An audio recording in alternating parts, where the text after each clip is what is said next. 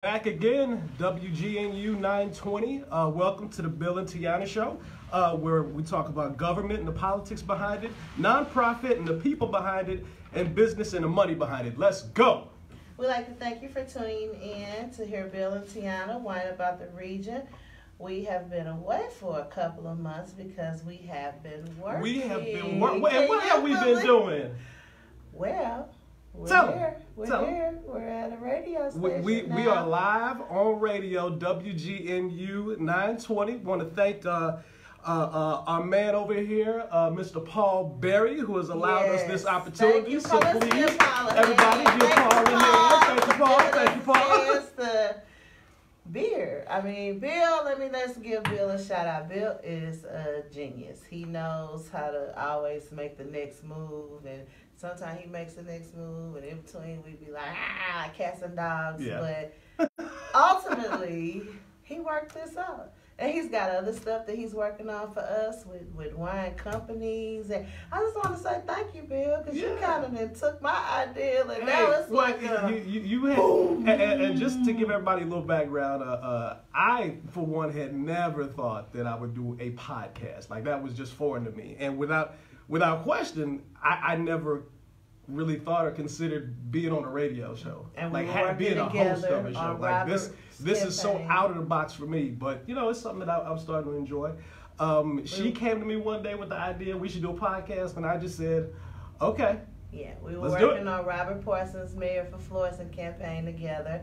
And so at that point, we did a live one day at a library, just a live to get people to come out and make phone calls and stuff for him. Right. And I was like, we could do this, but we could do all. And he was like, what? So our first show, we both had friends of ours. Retta Days, our new county councilwoman. Yes, ma'am. Yeah, she's a friend of ours, both. And so we said, we'll have her on first because she was running and all that. And then after that, we opened up at Corey Bush's location. So that will always be monumental to us. That's right. And now we are at WGNU 920. Right. That's right. And everybody, this is our first. We've done the podcast and we've done 4 episodes thus far, but this is our first time being on the radio. So please be patient with us. And we will make sure we will make sure that this show we do as well as we can, and we'll continue to improve. So just stick with us, and we gonna roll. And we're still gonna try to be funny. Maybe not as funny. We have our wine. Let me just say thank you to the law office of Celestine Dodson for donating our Celeste. wine. But it is like 7 in the morning. It's 7 a.m. I didn't know if we wanted to we may record in the evenings, and if we start recording in the evenings, we can still bring it to y'all where we are drinking our wine and talking stuff to you guys. But this morning we have waters and coffees, and we just didn't want to get lit. I don't know why you telling stories. You don't already open that bottle. This bottle is not open. I wish you guys to the viewers. But we have it, and we have it, Celeste, and we thank you. And there will be a show that we can drink this on. Don't you worry. It'll go in our little it will not go to war waste. chest. It will not go to waste. Wine about the region. So I just want to shout you out. The law office of Celestine Dodson. Criminal, traffic, civil. She's a great attorney. Make sure you check her out. All right, wonderful. Well, I want to again reiterate our thanks to Mr. Paul Berry for giving us this opportunity. Thank you, Paul. We're going to go ahead and get into it.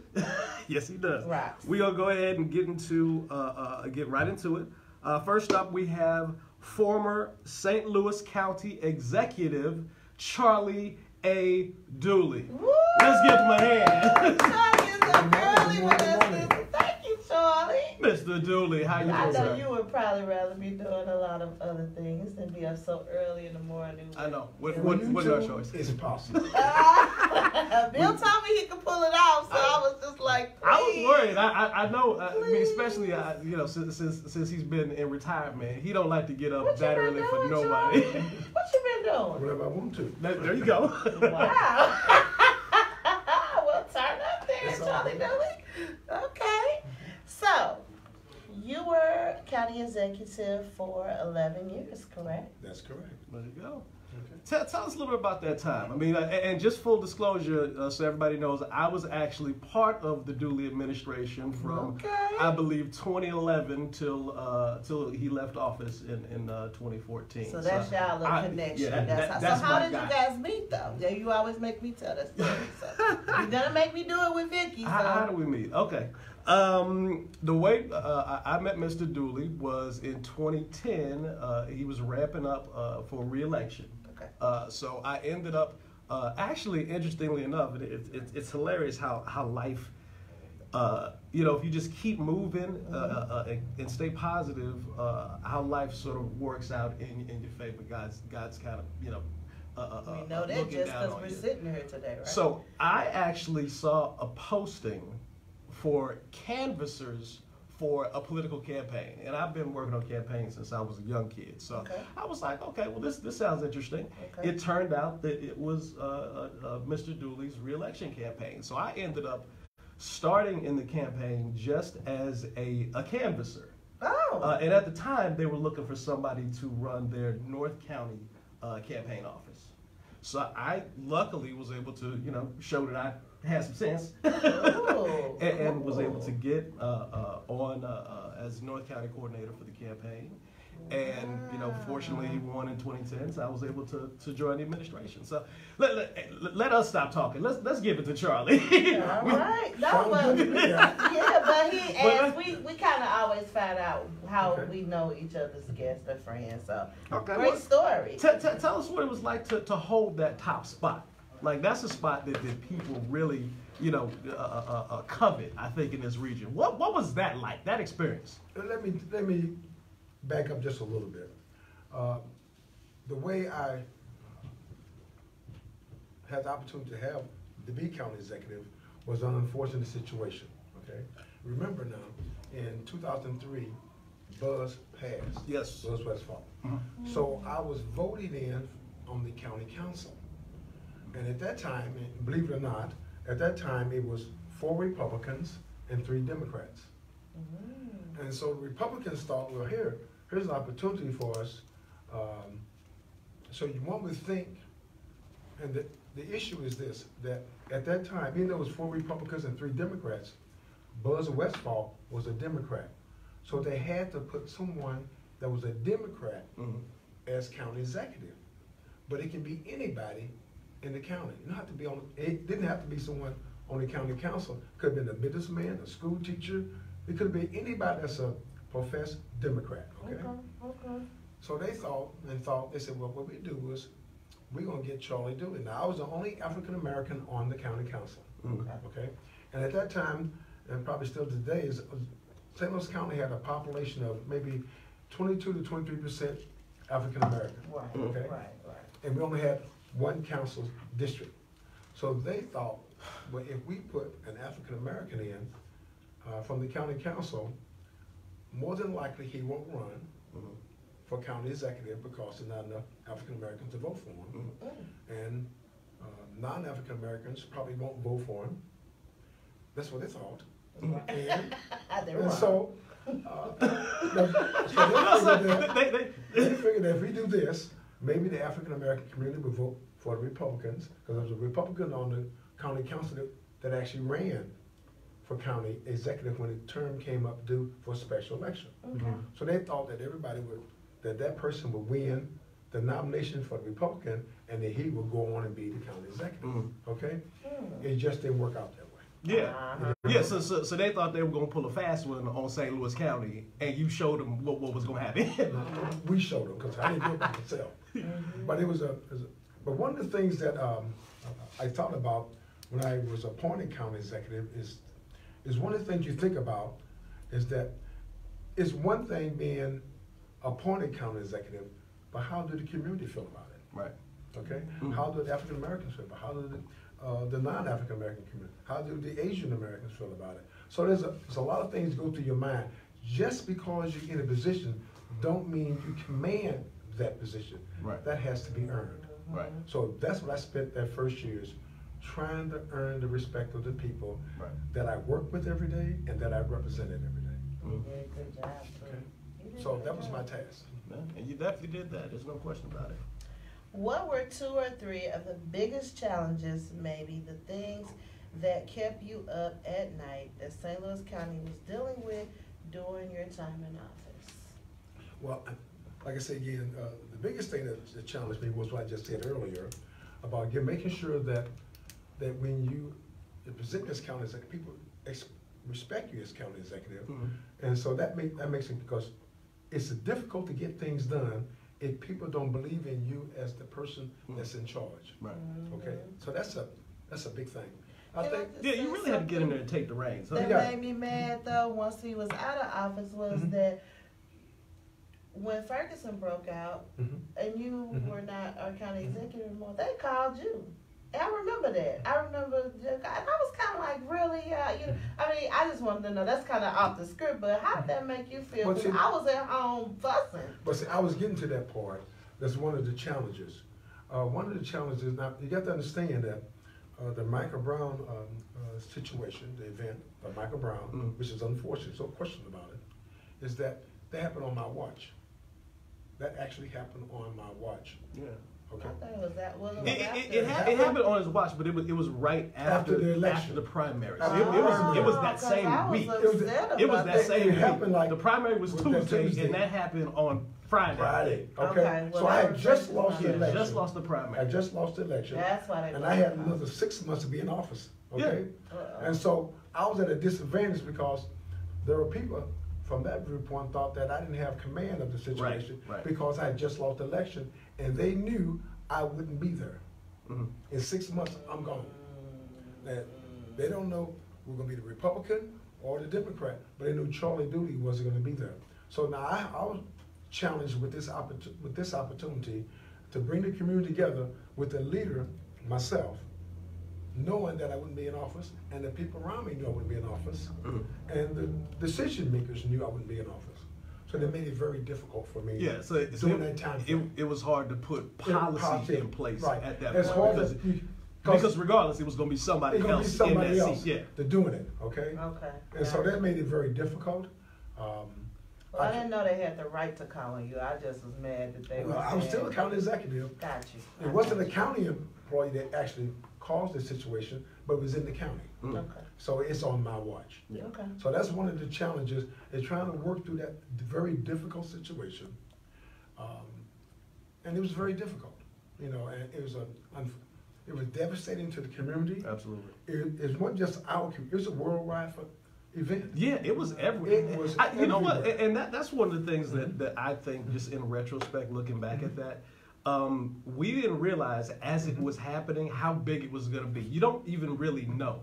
I mean, of course, it was an incredible tragedy, but just in retrospect, in the years since, I think everyone realizes that was sort of a monumental event. It was a turning point. Yeah. It was a turning point about Black Matters, Black Lives Matter. Right. It was a turning point. It really focused on, just for a long time, about the situation of Black America in this country. Right. And the disadvantage. And you learned about white privilege. I mean, all those things came to bear. There's so many diversity and inclusion so many things going on right now. And what you found out, that you thought that we'd come a long way, but we hadn't. Right. We're more educated, okay, more opportunities, but yet we have not hit the mark. Right. And it was devastating to the community. And we still actually living it today. It hasn't gone away. Yeah, no, you hear about it every weekend. I mean, every major metropolitan has a large African American community. It's there. Right. It happens. Right. And it's an ongoing issue in the African American community. Yeah. And so a lot of people emerged through it, though. A lot of leaders, you know. I'm just saying, but it's devastating to think in this country, and I'm going to say this because the person that's in the White House is the person in the White House. It's just sad. It is. It's and it's very worse sad. Rather than better. Yeah. Okay. And the challenges is monumental. There's no question about it. And we are trying to make things better in a vacuum at the policy level. And then in Missouri itself, you know, this not a, because you live in St. Louis and Kansas City, don't think you have arrived. Exactly. Because the rural areas control the policy in this state. Right. It makes it very difficult. Right. And so the voting rights are being attacked on every front. So all these things came about, and this is what we're dealing with. So the challenge is not that it's changed, it's been more heightened. And you see it, but at the same time, you see a tremendous opportunity that we have to make a difference. And the difference is getting African Americans to understand the value of voting. It is something that we sometimes don't think about, but it is so essential that we vote. And I would tell you, I believe this to this day, that the reason why we have the present administration in Washington, D.C., because the African American community did not come out in numbers and vote. And it makes a difference. And let's be honest with ourselves, the African American vote is the backbone of the Democratic Party. And so if we don't vote, it's very difficult for things to get done that we need to get done. But I am encouraged. There are so many things going on that is going in the right direction. And one of the things I think is really tremendous is that we have an African American county prosecutor. That is mind-blowing. Mr. Wesley Bell. Yes, Mr. Wesley. Congratulations again, Wesley. Absolutely. So that means that people do care, not just African Americans, but the non-African Americans. They care about people. So it shows you that coalitions do work, but we have to work together. I'm gonna tell you something. Since you brought up Wesley, one of the things that I have really enjoyed about him, his administration, is him being around at just about every community event that you can get to. And it reminds me a lot of you. Everywhere. Because you used to be everywhere, and I can tell you that because I used to have to go everywhere. You were pretty good about being. I'm just saying that, you know, what you got to understand is that being an African American representative, it's almost like double duty. You know, you got to be in the African American community, you got to be in the greater community, especially over the whole entire area. So you have got to be on top of your game. You got to be really invested in what you're doing, and you got to let people know that you care about everybody, not just this community. You show up, everybody. That you care about everybody. If it's the Asian community, the Hispanic community, the white community, the black community, everybody matters. And they have to understand that. And the only way they can understand that, they have to see your face at their events and policy that impact them in a positive way. Okay. Well, you've been out of office for about 5 years now. And time sure passes because it doesn't seem that long. So how do you think the challenges for St. Louis County have changed since you were in office? You know, what do you think the issues are that this community should be focusing on? I know we talked a little bit about, you know, Mike Brown and Ferguson, but what other issues? Well, I think that right now, let me back up just a little bit on this so I can be very clear. Is that right now, with the present administration that we have now with Sam Page, he has a task that's awesome. We have a government that's been corrupted. And to fix that, it takes a lot of effort and people and time and commitment to make that happen. You know, you got departments that, there's things that happen in St. Louis County never happened before in St. Louis County's history. And that has to be corrected. People got to feel that the county government is back on track, honest government, and there's some things probably that we don't really know about that still haven't come out yet. That the things that the individual was indicted on, the things that we read, the transcripts, it goes across every department. And so that's a large task. That is a challenge. Just get the county on course again. That is tremendous opportunity. Well, and they've had to sort of be investigators, you know, because nobody's going to say, oh, all the problems are over here in this department, or this is where the skeletons are. They've had to actually go and figure out and find out. The thing, it amazed me when I read that article that said that Sam's administration found like $3,000 cash just in various places in his office. which is just absolutely insane. I'm just saying, there's a lot of things that went on for 4.5 years. You'd be surprised as that it don't take much to destroy something. It takes a lot to build something up.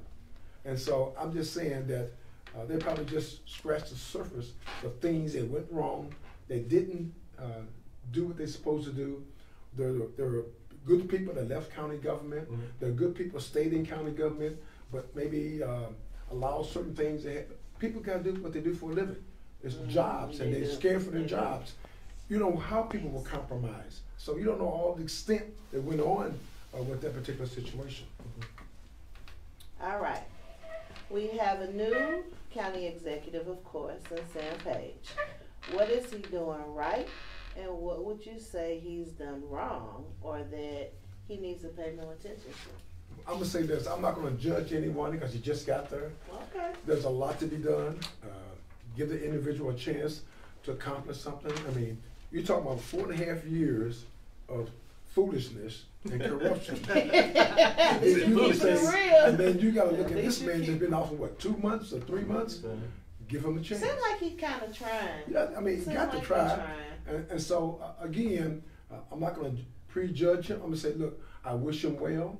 I know the task is large. I think the council is all on one accord. They're all working towards the same goal. Yes. They clean up county government, and that's a large job for anyone. And they're going to take a collective of the council to work together to get it done. Yeah. Well, Sam's also got really the unenviable task of having to run again next year in 2020 in a special election. I guess since you've run for county executive in presidential years and in midterm years, correct? No. I thought you were. Wasn't one of those years a presidential year? No, I don't think so. Okay.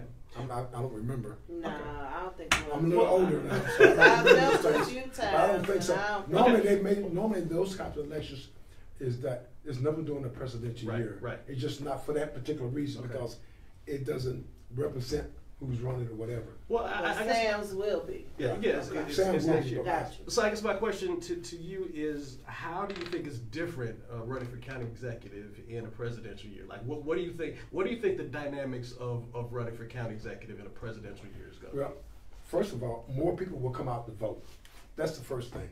There'll be more voting people. And especially in the primary, it'd be more voting people, but even more importantly, in the St. Louis metropolitan area, it'd be more Democrats. So that gives the Democrats an edge in the county because they got an edge already, but the edge even magnified with the presidential because all the Democrats will be coming out. So that's to the nominee's advantage. Who else do you think is running? Yeah, who's jumping in? Are you getting back in the game, Are you getting back in the game, sir? I'm good right now. Charlie, no, I'm not. let's do this. Let me say this right now. I will leave you alone, Charlie. Listen, I have done my time. I had a great time when I was there. I enjoyed representing St. Louis County, but that's behind me now. And so I'm looking to work with whoever's going to come forward. That's my. I'm sure your opinion matters a lot. Now, who's going to run? I know Sam has declared that he's probably going to run again. I mean, some other people, I think they need to announce that. I'm not going to announce for them. Mm-hmm. I don't do that. I don't work for anybody. So I'm not here pushing any one individual. I'm just saying I would suspect there'd be more than one person running for county executive, and I would leave it at that. Well, we know who's not running. Steve ain't running. No, that's true. We know that's not happening. So how do you feel about the downfall of the Steger administration? And I know you're a classic guy, so you know. You're very but classy. I can't help but believe that part of you feels some vindication. Put it out there. But first of all, in order to feel vindicated, you had to have done something wrong or thought you did something wrong. And that was not the case with me. So I don't feel vindicated, okay? Now, what I think is St. Louis County as a whole feel somewhat of a misguided situation. There are people in office that, you know, every time you go somewhere, somebody said, oh, well, Charlie, you know, yes, I just let it go. Okay? But here's the issue. When I lost the election, the night I lost the election on the primary night, I wished him well. Mm-hmm. And I wish anybody well that whatever, if you lose, what they're saying is, if you can't afford to lose, don't run. Right. Okay? Let's be clear about that. So that's I lost. I'm done, okay? I wish him well. Who in their right mind, I just led a county for 11 years. Do you actually think I wanted to do bad? Right. I wanted to be prosperous, do well. Yeah. Go for it. Yeah. Do something that makes a difference in people's lives. That was my hope for him. That did not happen. Yeah. That is unfortunate. A lot of good people left county government. A lot of good people was compromised. The departments was compromised. A lot of things did not go well for St. Louis County. And eventually, the whole area understood that. Right. And now it's trying to go in the right direction. So I'll leave it at that. I will say this: every time that I've been out with you, me and Charlie will go back, and I never call him Charlie. I always call him Mr. Dooley. But anyway, when you see him out, everybody still loves him. They miss him. He gets hugs. Everybody's faces light up. Their faces light up when I see him. And actually, Goody should be over to back up here soon. In November, I think. It's coming. So, all right. You know we always got to have a little bit of a blooper somewhere in here, but it's like, Bill, so just keep it going. Well, okay, well, let me ask you, and we're going to close out here in a second with you. What do you miss about holding the office, and what do you not miss? What I miss is, and I've said this on numerous occasions, I miss the people you work with. And I had the unique opportunity to meet people that make a difference in the community. These are the people that you don't see on TV, you don't hear them on the radio, and you don't read about them in the newspaper. But they make the community work every single day. And I had the opportunity to meet some of those people. That was very gratifying to me. And you brought a lot of people along. You did your job because you brought people. They say you never can fall off if you bring people on, put people on. So That's you did that for a lot of people. It's all good. What do you not miss? What I don't miss? What I don't miss is the political shenanigans. You know, people saying things for political purposes that has no value. You know, that's a good way. You know, they just say things because they got the paper's ear, but it makes no sense. You ever read something and you say, "What was they thinking?" I mean, that doesn't make any sense. But just saying to get the man say, "I don't care if I'm in the paper, as long as they spell my name right." Well, spelling my name right is not good enough. You know, there has to be some substance to what it is that you're speaking to. And you find that too often that people talk about things either they have little knowledge about, haven't did any research on, or they really truly have not shown they even care about. But it's the topic of the day. So let's talk about it. And that's unfortunate.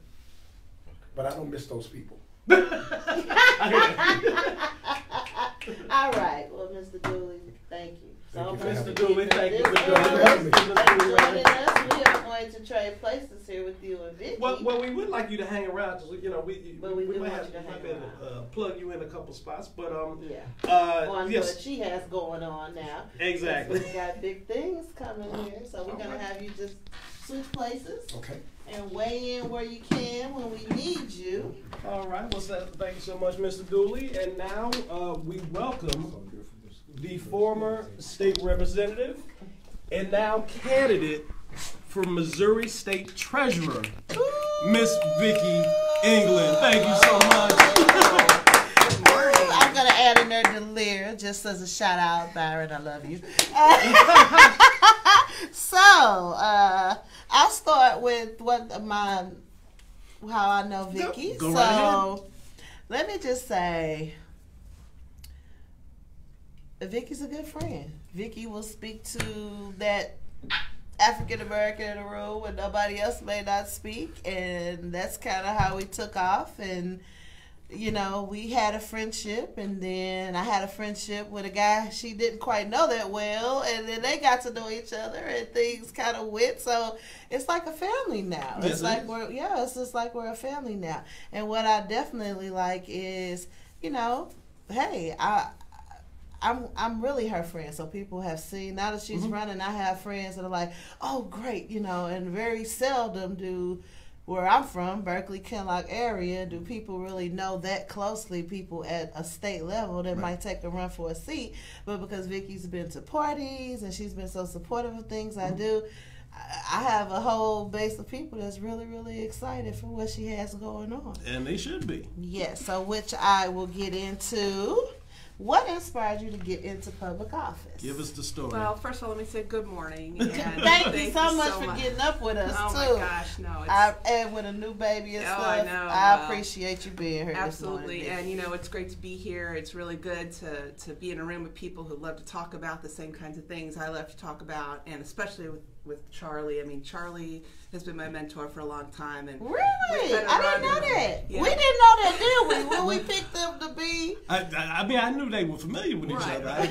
Well, we just needed two hot people, and we were like, well, call your best, I'll call my best. Well, politics is its own kind of family, you know. And so, when I first moved back, I went to college out in Washington, D.C., and then I worked out there for the Clinton administration. And when I moved back, my first job was working for St. Louis County Economic Council, and that was right before Charlie became our county executive. So we had an opportunity to work together and try to do what we could for the county and work really hard. So Charlie's great, and he, like you said, he's very classy. Very classy. So when we get into the I wonder, was he ever hood or anything, though? Since I've known him, he's been so... Well, and he reminds me of, when he said the part he does not miss about being in politics is the political shenanigans. Yeah. So I'm going to use that word all the time. The tomfoolery. Right, exactly. But, I thought about, when I was in 7th or 8th grade, I was watching, this is a true story, I was watching Gore Vidal's miniseries called Lincoln. Mm-hmm. And that was back in the day when there were miniseries on TV and you couldn't record them and you had to actually be there and watch. You had to be there. Right. And there were only 3 channels. I mean, I don't know, I'm saying how old I am now. But right, your age is coming out. I watched that and I thought to myself, this guy did a lot of stuff. President Lincoln, he was president, the Civil War was going on, he freed the slaves, there was just all kinds of stuff he did, and I thought, he's a guy. He's not superhuman. He puts his pants on one leg at a time every morning, just like everybody else. So, I thought that's what I want to do. I want to do, if I'm going to live this life, we all only get one shot at it. I want to do something great. I want to do something that helps other people. Wow. And so that kind of kicked it off for me. And I told my teacher the next day in 7th grade, I said, Miss Gilligan, I'm thinking I want to be president. Oh, wow. And this was 1987. That's so cute. And this was before President Barbie, right? And so she was like, why don't you write about, we had journals we would write, and she would read them and comment. So she said, I think that's a good idea. I'm like, all right. And then nobody told me I couldn't. Right. Nobody said, sorry, you're a girl. You do girl things. You can't do boy things. So I'm so glad you didn't have to go through that. All right, well, you served as House Representative for District 85 from 2009 to 2011, and District 94 from 2013 to 2015, correct? Let's get you doing your homework. What, boy. That Google machine. I'm so impressed right now. A couple questions. What happened during those 2 years between those 2 terms, and that of course is 2 separate districts, the 85th and the 94th. Explain, Sure. Give us a little background on those 2 districts. And the reason the 2 districts are different is because we have redistricting. And so when I ran for District 85 in 2008, it was a community that encompassed Lee, Afton, and Melville. And Concord, Tesson, they never draw these things very, you can't ever just say it's this one area. And then after the census in 2010, they redrew it and the district moved south. So it's no longer included Lee, and Afton, and instead included the northern part of Oakville. So every 10 years they changed not just the geography, but they also changed the number.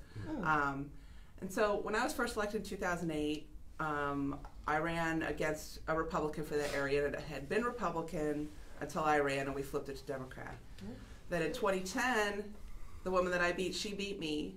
And then 2012, I ran against her again because no one ever told me to stop doing something. And so I beat her. And then she beat me in 2014. So we went back and forth. People thought it was a scam that we were going to share this district forever. But what I did in the middle was I cried a lot. Sorry. it's no fun. Let me tell you, winning an election, it's way better than losing an election. Oh, winning is magnificent. Oh, absolutely. And Vicki has great advice on that too, though. Like when me and Byron, like we all took a loss. And was that 2016? I think. Yeah. And so, you know, me and Byron, we're just down and we're talking, but we're talking like, he's like, well, Vicki can be happy because at least she has won before. Mm-hmm. And that's kind of me and Byron, like, we're just a little losers. But she made us feel better. Yeah, and when, you know, losing an election, it's just like the rest of life. You go through life, stuff happens in your life, and the only thing you can control about it is how you react to it. Yeah. And so, you know, if running again after you lose isn't for you, that's your choice. That's what you know. You can decide how you want to live your life, and that's the only thing you can control. I can't control my political opponent, how much they raise. I can't control. You know, if people think they're, you know, cooler than me. Always going to be cooler than me. But I can control. But they have to get to know you, because I probably thought this lady. You just have cool friends. You don't like you. I don't have to be cool. I just say I know Charlie Dooley and Teona and Bill, and then I'm like, oh, she must be cool. No, I'm not. Well, I'm sure, like, you know, she's cool. She just plays. But I just kept working. You know, I went back to work.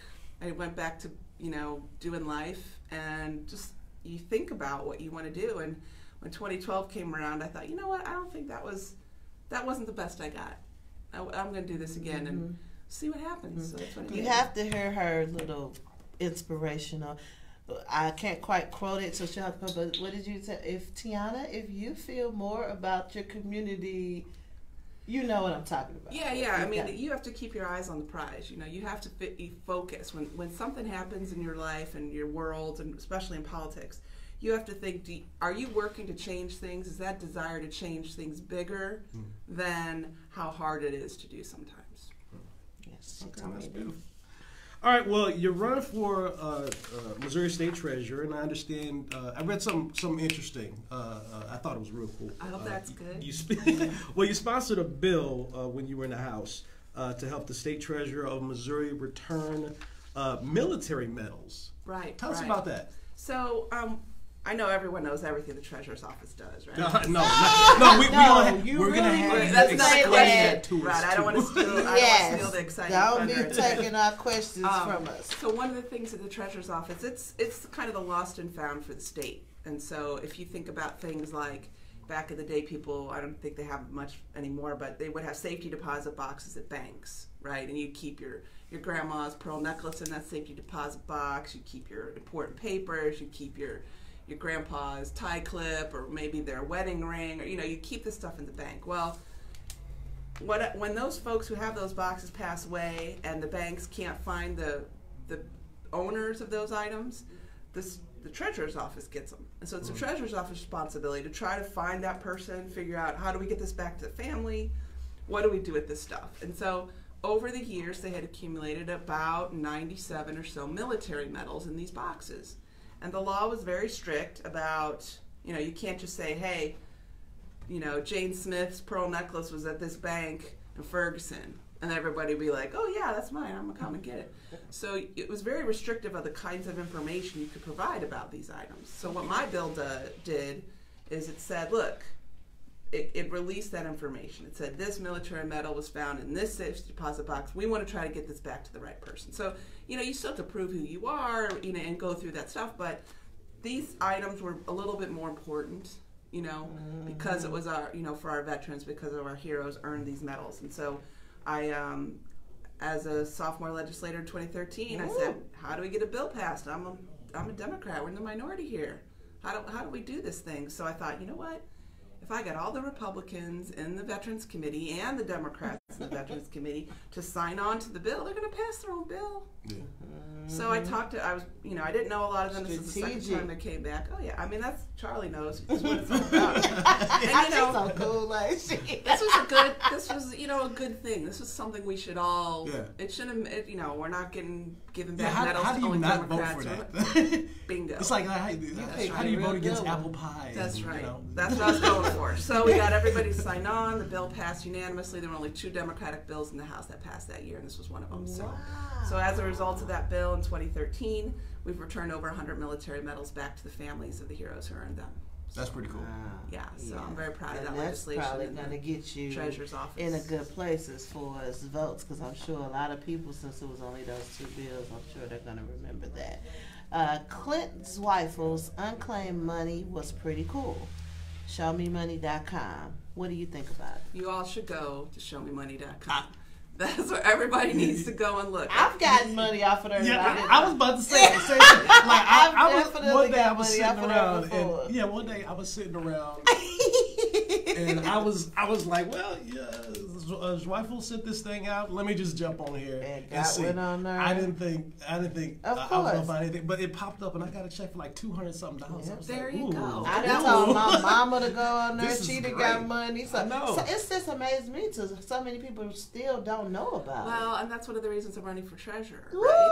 So when I give money back to people. Well, it's you heard that. Money. You heard that here first. It's their own money. It's not, that money is separate from the budget. That money is not, that money is that's the role of the treasurer's office, to find the people that this money goes to. And this money can be, like I mentioned with the pearl necklace before, the state can't store this stuff. So they have an auction every year, and they keep track of, okay, box number such and such. If we find the owner, they're going to get the money for this item. So, when I was a state rep, this was before Clint put it online, they'd give us a disc and we'd put in our computers back at the. So I'm really old now, right? I know. Long time. And it would be here. These are all the constituents in your district who could possibly have money that we're holding for them. I'm like, well, why are we holding? Get this money out to the people. So that's another reason, because it's just silly. So we need more people to know about it. We need to get it back to them, because we can't spend on anything else. Mm-hmm. We can't put that money toward anything else in the state budget. So it needs to go back. And it just stays there forever. That's just amazing. Wow. Yeah, that's government. Well, and Vicki, we know that you're no stranger to tough races. You have it's true. Where you live, you've had tough house races, and I think didn't you run for Senate at some point too? Well, that's a whole nother story. Should we let that one go? Well, no, I started that run, and then the senator that was running for a higher office decided not to run for that higher office. So I got the dreaded, hey Vicki, it would be really great if you took one for the team and went and ran for your old seat again. Yeah. So I did that. She's such a team player. Yeah. All right. Well, again, you're no stranger to tough races, tough political races. So you're going to be running for state treasurer, and I guess my question is, how do you make yourself appealing to folks, and especially in the black community, in urban districts? How do you make yourself appealing? Well, the last time I checked, our state included all different kinds of people. Right. Our state isn't just city, it's not just county, it's not just rural areas, it's not just the Ozarks. Our state includes such a diversity of people. Mm-hmm. And, that's why we have a great state. We have a great state because we have so many different kinds of people from different walks of life who have different needs, different talents. And so when I'm running statewide, that means the whole state. Right. And so what I hope I can do to be appealing is just to be honest with people, to work with everybody who, you get into public service, and Charlie mentioned it before, you get into public service to help people.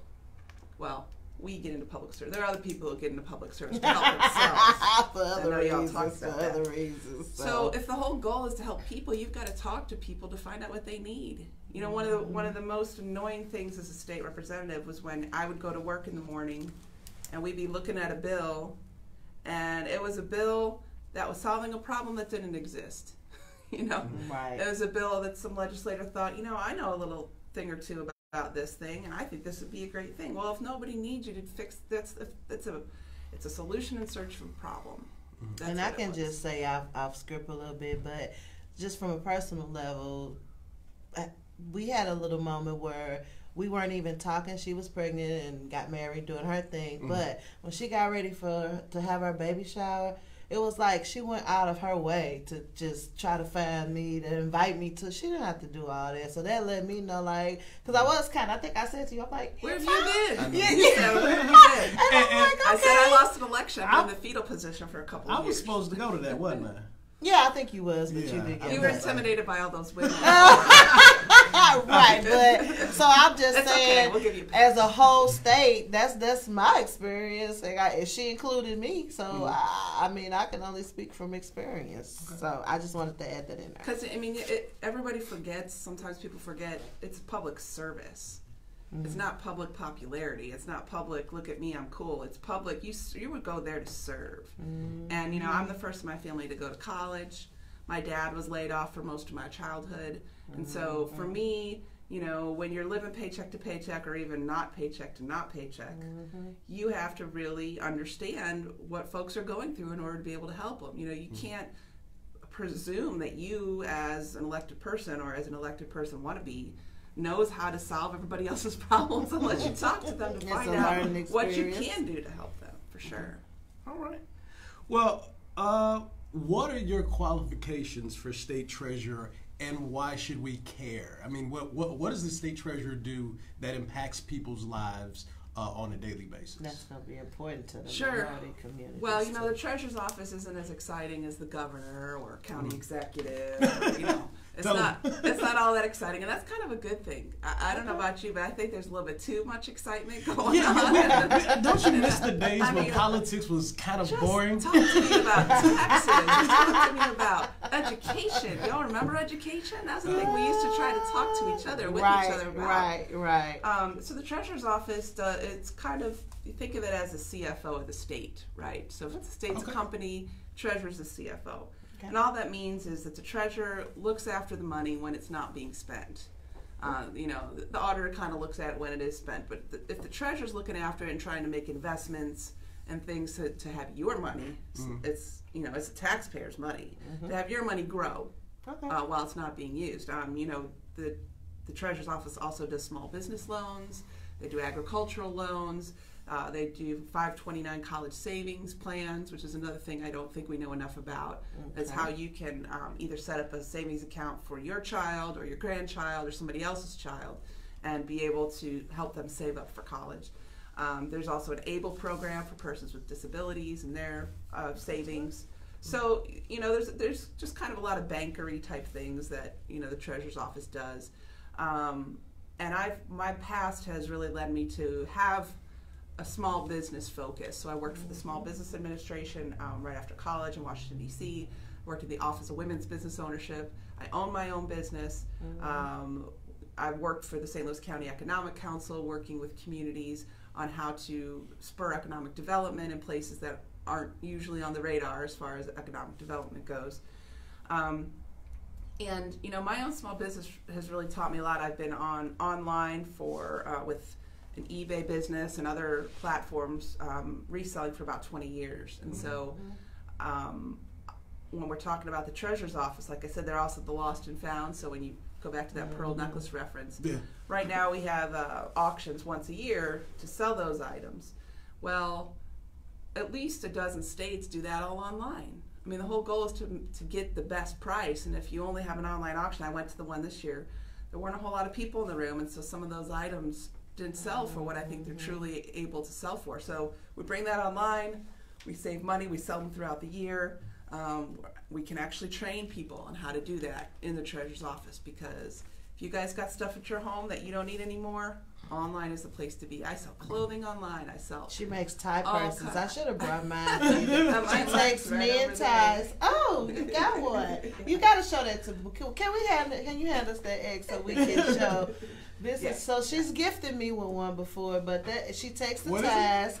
She takes some men ties. Nobody wears ties anymore. And she puts them all together. Ain't that cool? I have a bag of probably 50 ties at home. You need to get. She has a bunch of ties too. That is cool. So, and one thing, remember, Vicki, I kind of reached out to you recently about.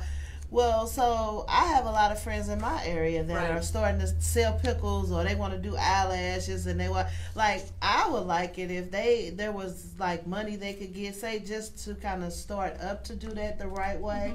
Even if we start them up, and not that they can get money all the time, but there's so much talent out here now that, I mean, you got a lady that's selling lemonade. Her name's Lakeisha. Her and her child, they sell lemonade now outside her home, and so I would like to see there's no reason for nobody just to be sitting at home doing anything. Well, you can do anything from home now. I mean, you know, with the internet and with shipping things, I mean, and that's what we did a lot of when I worked at the SBA with the Office of Women's Business Ownership. And there's no reason why. I mean, part of the Treasurer's Office is also financial literacy.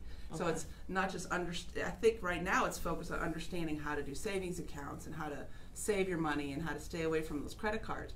But financial literacy, if you don't have any money to save, that's the problem. You can learn all day long what kind of account to put it in. Right. So I think there's a real big opportunity for the Treasurer's Office to get more involved in exactly the kind of thing you're talking about. Good. Okay. So explain to us how Republican Treasurer, which I never even knew his name, Scott Fitzpatrick? Interesting. Okay. Was appointed to that seat. I was talking to somebody on the phone about this yesterday. You almost need like a chart, you know, like a whiteboard. You should have bought like one of the PowerPoint things. Right. So it's a little complicated, basically, and it gets back to the political shenanigans stuff that Charlie was talking about before. So there was a governor that was elected, I don't like saying his name, in 2016. Maybe up there. And then he decided to resign because of some shenanigans. And then the lieutenant governor became the governor. And then we lost Senator McCaskill in her election in 2018. And so that new governor's job was to appoint the Attorney General's position that was now vacant. And so the Attorney General, who we have currently, was the treasurer. So the treasurer became the Attorney General. So just musical chairs. Well, I think there was, I think there were some cards in somebody's pocket. They just threw it on the floor and said, okay, we're going to mix it all around. What are we going to do here? And so the current treasurer was appointed. He served in the House. We served together, so we know each other. He was the budget chair, and now he was appointed this past January to that seat. So your announcement to run for Missouri State Treasurer came 2 days after State Auditor Nicole Galloway made her announcement to run as a Democrat for governor. Was there some sort of coordination between your potential campaigns? I can answer this. I don't think so. No. It was like push Vicki. It's always like you have to push her out the. Well, what happened was a reporter called me. And kind of put it out there. I heard you're thinking about running. And I said, well, yeah, I'm thinking about running. Yeah. And then he wrote a whole story about me thinking about running. Vicki's very strategic. She's the type, she wants to make sure sometimes when I do it, I'm just like, boom, I don't care. But she is like, Teona. What was that? Do that again. What was that? Boom, do that again. But Vicki's like, I'm going to make sure so-and-so's not going to, and I'm going to, and there was somebody we were worried about getting in the race. So she's very strategic. She's been very strategic about this. I mean, I've learned a few things. It's like, am I right? Yeah, you just want to make sure the cards. I mean, it's like any other kind of big life decision. I mean, running for office it takes up your life. It does. For a short period. I mean, you all know this. It swallows your life. Everything. You got to start wearing makeup to the grocery store. I mean, it's a whole thing. You can wear makeup whenever you want. Especially right after having a baby. Oh well, too. Yeah. Exactly. She's in a good place though, right? So yeah, so you got to get all your dot your I's, cross your T's, and you want to make sure. Running in South County, I never really had to worry about primaries. There aren't a whole lot of Democrats out there, or people who want to run in that area at times. And so when you're running statewide, it's a whole different ballgame. Your field is much larger, and so you don't want to step on anybody's toes, and there's a lot of toes out there. So it was not related to Nicole's announcement. I had been thinking about it for a while. Like I said, that first article was somebody called me and asked me, and I'm not a good liar. I just somebody asks me something, I tell them what's going on. So all right. Well, the Post said that during your most recent legislative session that you were in the Capitol lobbying on behalf of an energy firm. Mm-hmm. Is that? Yeah. Okay.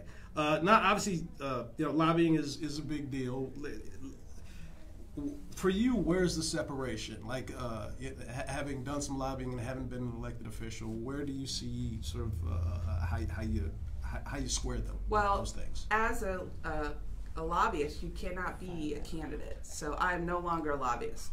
I mean, the law says you cannot be a lobbyist and a candidate. So I ended my lobbying, and then I became a candidate. So there's a clear break. You can't be both. So I'm no longer a lobbyist. Okay. I still consult for that same company. They still, I might look at a few things that they have going on and they'll still get my opinion, but I can no longer talk to elected people or the executive branch about clean energy, which is what I was working on. My husband works for the same company, and so we're very passionate. That's kind of the Thai person thing, very passionate about reusing resources and trying not to waste anything at all. And so the Clean Energy Company is a company that does the Property Assessed Clean Energy Program, and they help homeowners upgrade their homes so they're more energy efficient. And so I no longer am in the Capitol talking about that program because I'm now running for office, so it's a clear break in that. Okay.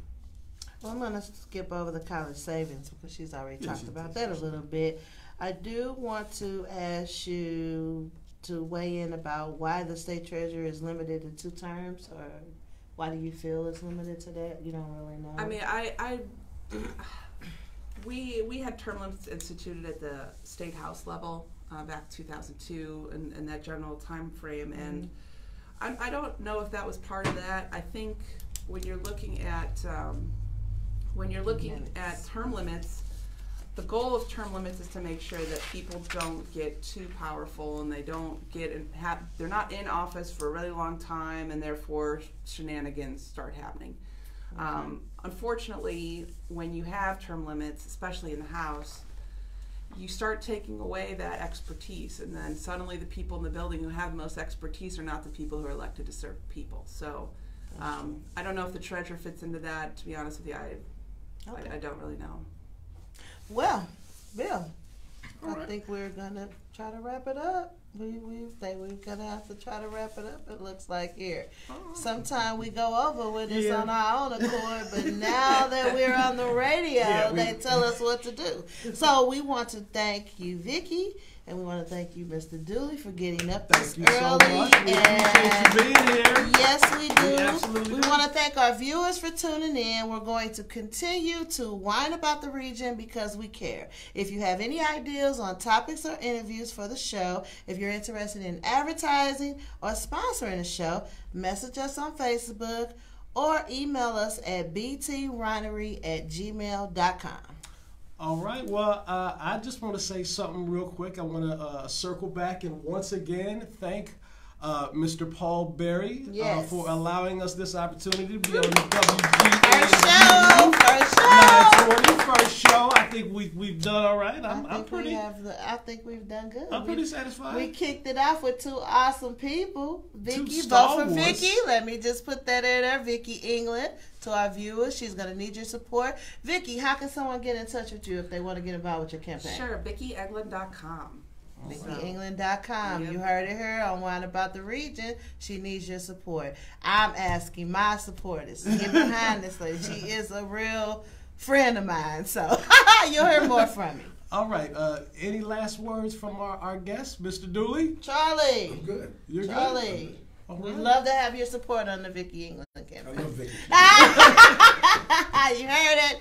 Have a good day, everyone. Right. You'll see us Saturdays. We gonna wrap it up. Hold on. Okay, I'll wrap it. Wait, what are we about to say? We gonna see you Saturday? Go ahead. You say it. My bad. You do it. You got it. No, you do it. Then don't get started. We're not gonna go there today. I just want to say we are the only solution to improve our own community. Thank you. And we'll be back with you next week. Have a good day. All right. All right.